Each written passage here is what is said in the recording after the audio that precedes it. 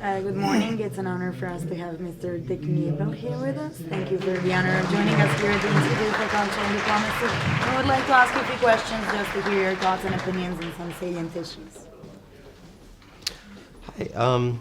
We're wondering what the word cultural diplomacy means for you, and maybe in particular how you used it in your project, like Kaza. Cultural diplomacy means kind of peace policy, because the knowledge about other cultures and the way to cooperate with other cultures in cross-border cooperations is very important to understand why decisions are decided, and to understand what are the reasons for people to act like they do. And if you are able to understand what other cultures, what's important for other cultures, you are able to find a way for discussions. And without discussions, you can't have peace.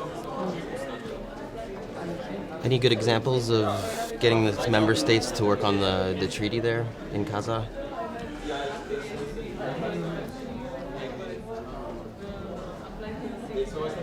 There are a lot of interests from the governments. There are a lot of interest from tourism industry and from the communities which live in deeply poverty in the moment. They want to use the value chains of sustainable tourism for fighting poverty. The tourism industry wants to create a very new destination for the guests, and the states want to make sure that the biodiversity and the living situation of the people will be strong in the future also. And all this together means that they have the same interest to develop this project. So when you were working with the Ministry of Economic Cooperation and Development, it's a very transnational organization. Can you think of any examples where you were using cultural diplomacy there? It starts with our implementing organizations, the GIZ and KfW. When a development worker is going abroad, before he has to go into a training for at least 3 months to learn about the culture of the country where he's going to learn, if it's possible, part of local languages, not only English or French, and to make sure that he or she understands how the culture in this country will function. In Frankfurt, they do the trainings? It's Bad Honnef. Till now, it's Bad Honnef. It will change to Bonn. Thank you for your keynote speech. It was really amazing. And I would like to ask you, in your keynote speech, you mentioned the poverty reduction as a result of transnational projects. Which mechanisms are needed in order to ensure that tourism contributes to the poverty reduction, in your opinion?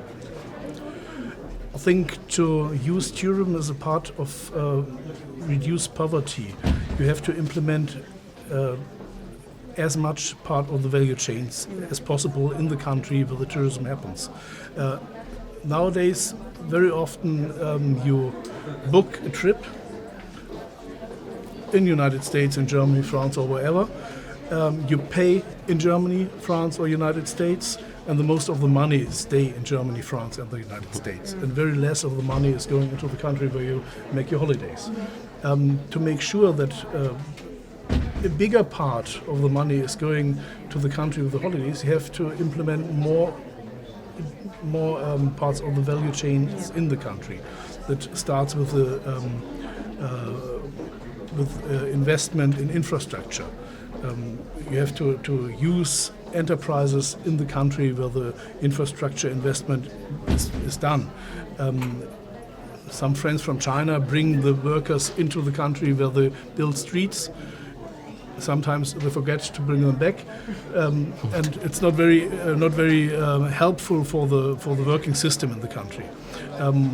We want to make tourism enterprises investing their money in our projects, and they only do it if they can earn money for it. I understand this, but they earn more money when the people in the projects in the tourism areas are also involved in earning money, because they are better trained, they are more engaged, and they take more care for the wishes of the guests, at least. And sometimes tourism can have negative impact on cultural perception or reinforce stereotypes. In your opinion, what can be done to ensure a true cultural exchange? Sustainable tourism means that you don't travel a country visiting some dancers and go back. Sustainable tourism for me means that you are involved in the society as deeply as possible in a short time. That you see what is nice to see. Of course, you have holidays, it shall be nice, but you also should see what happens in a country, how the working situation of the workers in the hotel are, how the income situation is, how the knowledge transfer happens.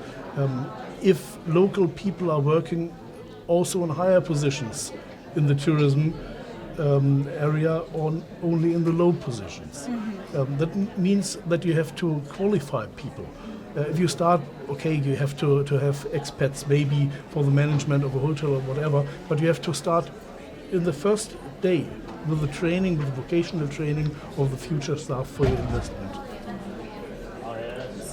And this means that the guests are in contact with people from the country, not only with the dancing group somewhere, but also in their daily living situation, in their working situation, and they can interact. So maybe as a tourist to go beyond the perspective as a tourist, but kind of connect with the locals to get a more understanding But of... it depends what kind of holiday you want to do. But if you want to have a holiday by lying on the beach and going into the water, you can go into a destination which is much cheaper than a sustainable tourism destination normally should be, because it can't be sustainable if it's too cheap, because there's no money in the area at least. That's a good point. Thank you. Let me ask you one final question. As a minister, you often promote economic cooperation as a solution for sustainable development, even if it's in the interest also of the developed country. So, do you think this is the modern way for sustainable development, or could it also be considered as a promotion of national interests? Of course, every country has national interests, developed countries as well as industrialized countries, but the trick is to bring both together. The interests of the developing country must be linked with the interest of the industrialized country. That's the best way, because we haven't got enough taxpayers' money to do all the things we should do. So we have to find other ways for financing important projects. And to get private money for a public project, you have to have an incentive. And the incentive can be, with a good investment, earn money later on. And for a developing country, investment is much more important than aid, because aid is a kind of consumption. Investment is the basis for an own income and for the own way to fight poverty. And I think bringing both together is the most important for development policy in the future. Thank you very much. You're welcome. Thank you for your time. interview. It was an honor having you here. Thank you.